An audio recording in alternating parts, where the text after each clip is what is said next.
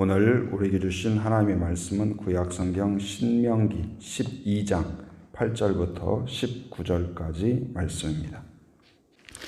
오늘 또 이제 모세가 약속의 땅에 들어갈 이스라엘 민족에 대한 이제 당부를 담고 있죠. 내용은 계속 반복되는 내용이다, 그렇게 볼 수도 있습니다. 오늘 8절에 보면 8절 한번 같이 읽어봅니다. 시작. 우리가 오늘 여기에서는 각기 소견대로 하였거니와 너희가 거기에서는 그렇게 하지 말지니라. 여기에서 이제 보면 우리가는 이제 그 이스라엘 민족, 이스라엘 백성들을 가리키죠. 모세를 포함하여서 우리가 오늘 여기에서는, 여기는 어디냐면 이제 약속의 땅에 아직 들어가기 전이죠. 그러니까 광야에서는, 아니면 약속의 땅에 들어가기 전에는 각기 소견대로 했다. 그러니까 내 좋은 대로, 내 생각대로, 내 기준대로, 내 이익대로, 나 좋은 대로. 그러니까 하나님을 알지 못할 때에는 누가 기준이에요? 내가 기준이에요. 나 좋은 대로, 내 유익대로. 그래서 다른 사람이 어떻게 되든 뭐가 어떻게 되든 신경 안 쓰고 그냥 나 좋으면 좋은 거죠. 나한테 이익이 생기면 그냥 수단 방법 가리지 않는 것이 최고라고 생각하고, 내 맘대로. 이 말은 무슨 말이냐? 믿음으로의 반대말이라고 생각하면 돼요. 내 맘대로는 뭐라고요? 믿음으로의 반대말이다. 그러니까 우리는 내 맘대로 하는 사람이 아니에요. 그러니까 우리가 예수님을 내 안에 영접했다는 것은 예수님을 누구로 영접한 거예요? 내 기도 응답해주는, 도와주는 분? 기도 응답을 해주시죠. 그러나 도와주는 분 정도가 아니라 우리는 예수님을 누구로 영접해요? 누구라고 불러요? 예수님을 주님이라고 하죠. 주님은 무슨 말이에요? 주인님의 약자라고 보시면 돼요. 주인님의. 그러니까 나의 누구예요? 예수님이 주인이시죠. 그럼 이제는 종은 누구의 뜻을 따라야 돼요? 주인의 뜻을 따라야죠. 주인의 기쁨과 주인의 계획과 주인의 가는 길과 모든 것 거기에 달려있는 거지, 종이 주인한테 주인님 이리 와보세요, 물 한 잔 떠오세요, 주인님 마당 좀 쓰시죠, 주인님 오늘 저 소풍 가려고 하니까 도시락 좀 준비해 놓으세요. 말이 안 되잖아요. 근데 오늘날 우리가 그럴 수가 있어요. 여전히 옛 습관대로 예수님을 부리려고 생각하는, 우리가 그렇게 빠져 있을 수 있어요. 근데 오늘 모세가 이야기하죠.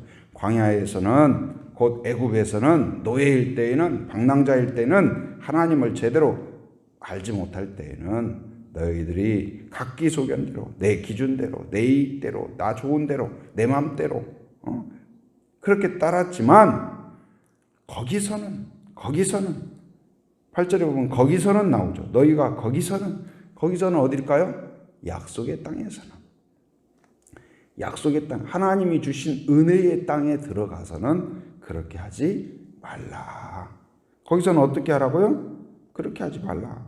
거기서는 어떻게 해야 될까요? 약속의 땅에서는, 곧 구원받은 자로서는, 이제 은혜를 경험한 자로서는, 요단강을 건넌 이후에는, 하나님의 승리를 경험한 이후에는 우리가 그렇게 살 수 없다. 하나님을 모를 때에는 그랬다 할지라도 이제는 하나님을 알고 은혜를 경험했고 하나님의 은혜 안에서 평안을 누리고 그 이후에는 이제 삶이 달라져야 돼요. 예수님을 내 주인으로 모셨다는 건 삶이 달라지는 거예요. 길을 가다 산책을 하다 보면은 어느 집은 비슷한데, 건물은 비슷한데 어느 집은 폐허가 되어 있어요. 폐허가 되어 있어요. 그냥 지붕도, 돌담은 예쁜데 막 지붕은 부셔져 있고 마당은 그냥 잡초가 무성하고 그런 집 보셨죠? 근데 그 옆집은 돌담 비슷해요. 집 구조도 별로 다르지 않아요. 그런데 마당에는 화초가 있고 꽃이 피어 있고 집 위에 페인트도 반짝반짝하고 그런 집 보셨죠? 뭐가 다를까요? 뭐가 달라요? 누가 사느냐가 다른 거예요. 누가 사느냐가.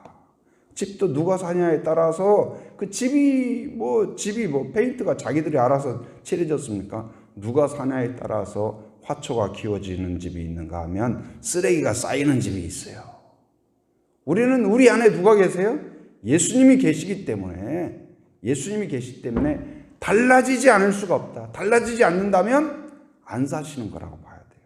우리 안에 이 예수님이 계시기 때문에 이제는 거기서는 그렇게 하지 말라. 오늘 모세가 이야기하죠. 그럼 어떻게 변해야 될 거냐? 어떻게 달라져야 되냐? 이제 여기에서는, 그러니까 이 광야에서는, 애굽에서는 각기 소견대로 움직였지만 이제는 달라져야 하는데 어떻게 달라져야 되냐? 자, 11절 말씀 같이 한번 읽어봅니다. 시작. 너희는 너희의 하나님 여호와께서 자기 이름을 두시려고 택하실 그곳으로 내가 명령하는 것을 모두 가지고 갈지니 곧 너희의 번제와 너희의 희생과 너희의 11조와 너희의 손의 거제와 너희가 여호와께 서원하는 모든 아름다운 성물을 가져가고. 예. 이제 거기에서는 어떻게 사냐? 그러니까 하나님의 이름을 위하여. 그러니까 이름을 두시려고 그랬죠. 여호와께서 자기 이름을 두시려고. 그러니까 우리를 인도하시고 거주하게 하고 복을 주시고 성전을 세우시고 하나님께서 무엇을 위하여서요? 하나님의 이름을 두시려고. 하나님의 영광을 위하여서. 그러니까 우리를 창조하신 목적도 뭐예요? 소요리 문답 그 1번에 보면 인간의 제일 되는 목적은 무엇이에요? 하나님을 영화롭게 하고 하나님을 영원토록 즐거워하는 것이다. 그러니까 우리의 인생의 최고 행복은 뭐예요? 하나님과 함께하는 거예요. 하나님 손을 붙잡고 가는 거예요. 하나님과 동행하는 거예요. 그것을 깨닫는 사람이 누구예요? 그 사람이 바로 이 믿음의 사람입니다. 하나님만이 제일 행복하다는 것을. 그리고 하나님의 영광을 위하여, 나의 삶의 목적이 바로 하나님의 영광을 위하여 사는 걸로 바뀌어야 된다. 거기에서는, 믿음 안에서는, 하나님의 자녀로서는, 이제는 하나님의 자녀면 자녀는 누구예요? 아버지의 이름과 권위와 그 능력과 사랑 안에서 살아가는 것이죠. 하나님의 이름을 위하여, 하나님의 영광을 위하여, 하나님의 뜻과 계획을 위하여 살아가는 자가 되어야 될 줄 믿습니다. 이제는 내 욕심이 아니라, 나 하고 싶은 대로가 아니라 누가 원하는 일을 사모해요? 우리는 기도하면 기도할수록 내 욕심을 채우는 기도가 아니라 누구의 뜻을 사모하는 기도? 하나님의 뜻을 사모하는 기도가 되어야 될 줄 믿습니다. 그래서 하나님의 뜻이 무엇인가? 그래서 성경을 읽는 목적도 뭐예요? 우리가 하루에 몇 장을 읽든 얼마나 많이 읽든 읽는 목적은 뭐예요? 무엇을 알기 위해서요? 하나님의 뜻과 계획을 알기 위하여서, 하나님이 어떤 분인가를 알기 위하여서.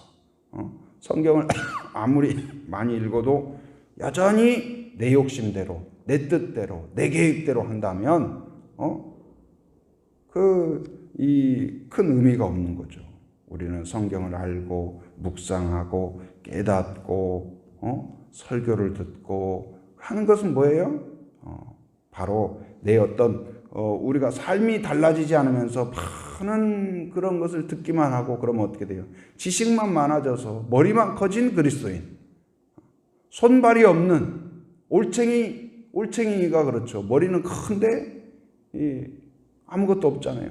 마찬가지로 아는 것은 많은 것 같은데 순종도 없고 실천도 없고 헌신도 없고 하나님의 영광을 위해서가 아니라 내 욕심 따라서, 내 생각대로. 우리는 이제는 거기서는 그러면 안 된다. 이제는 누구를 위하여 산다? 나는 누구를 위해 살아요? 하나님의 영광을 위하여, 하나님을 위하여 산다. 그리고 이제 그 땅에서는, 이제 여기에서는 각기 소견대로 내 이익대로 살았다면 하나님의 은혜 안에서 약속의 땅에 들어간 이후에는 어떻게 살아가냐? 은혜를 기억하면서 함께 즐거워하는 삶을 살아야 된다. 12절 말씀 같이 한번 읽어보도록 하겠습니다. 12절 자 시작.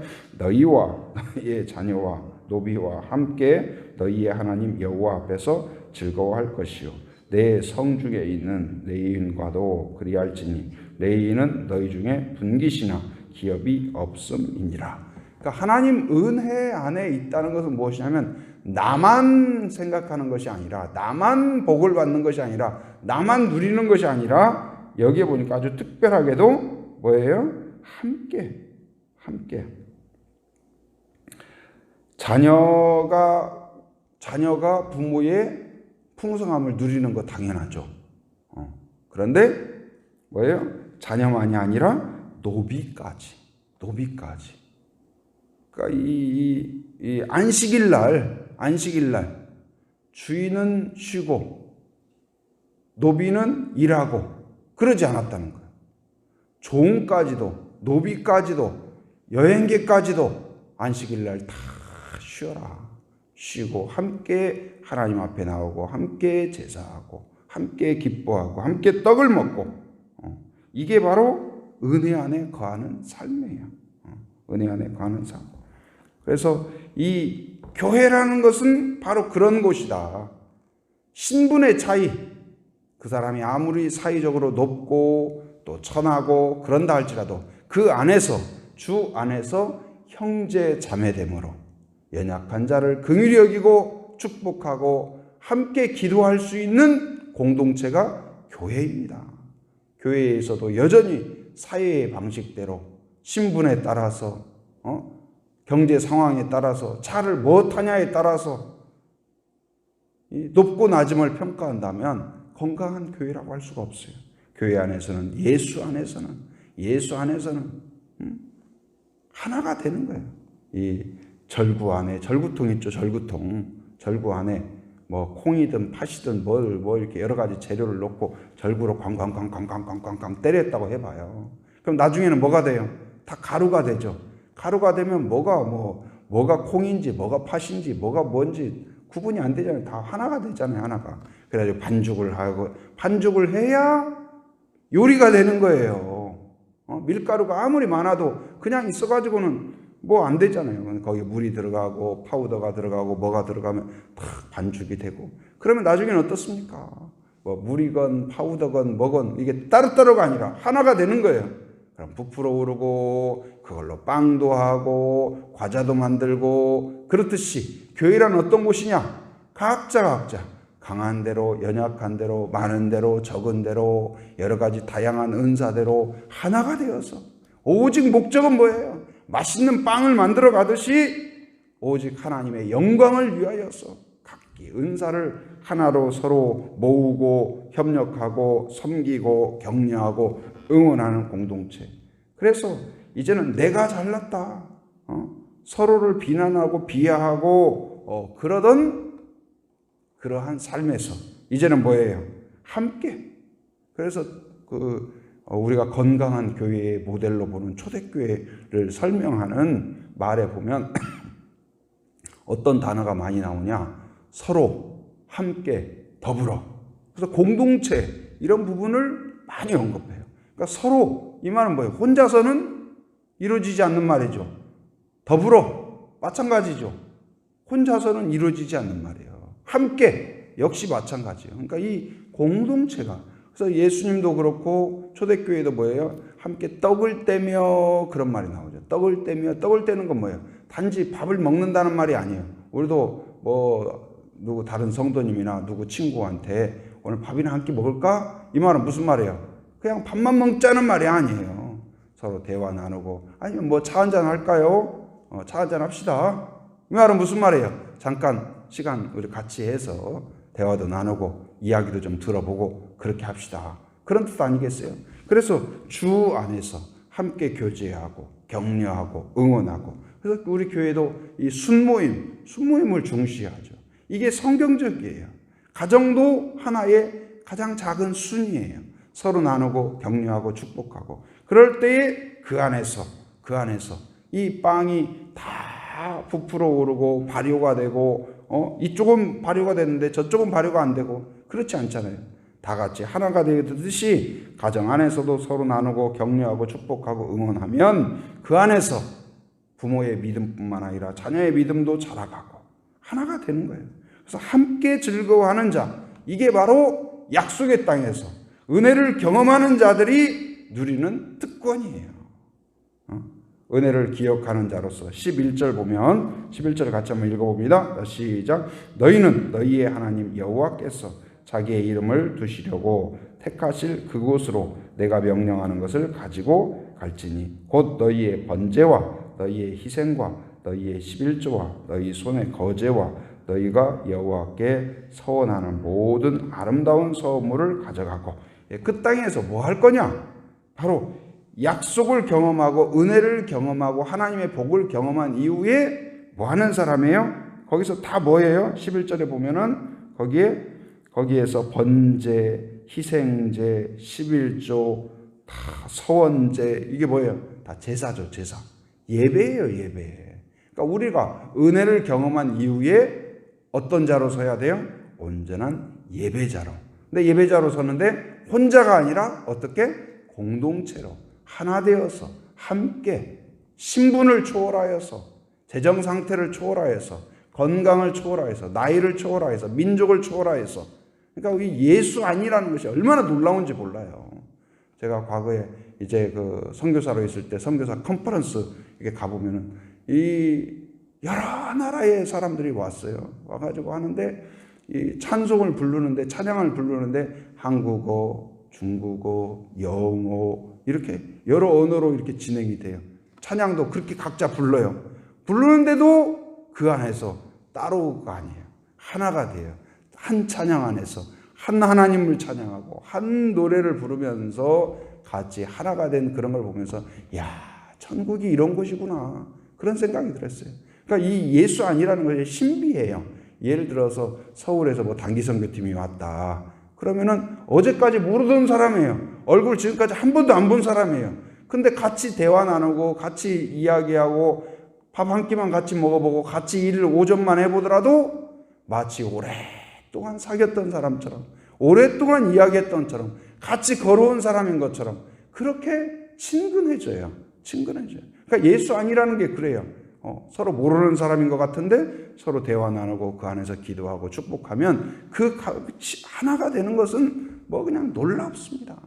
놀라워요. 그래서 이제는 변화된 삶이란 뭐예요?